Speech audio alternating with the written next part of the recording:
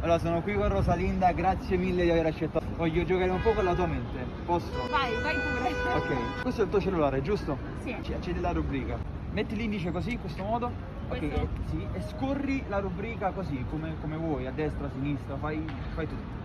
Ok. Leggi il primo nome nella tua mente però. Ok. Allora, ti chiedo di immaginare la prima lettera del nome di questa persona. Guardami. Per caso è una M? Sì. Una M? Sì. Ora, ok, immagina di scrivere tutto il nome qui su una lavagna immaginaria. Fallo. Michele. Sì. Ok, ora aspetta. Questo Michele fa una professione, giusto?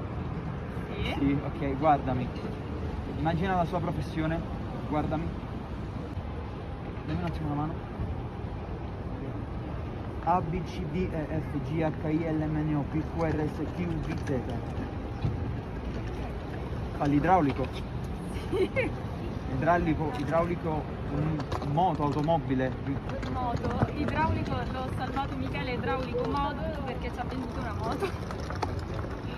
Quindi facciamo vedere che è realmente così. Allora, eccolo qui. No vabbè, incredibile. Un genio, sì. Ok ragazzi, abbiamo stupito anche Rosalinda, alla prossima. Bravi.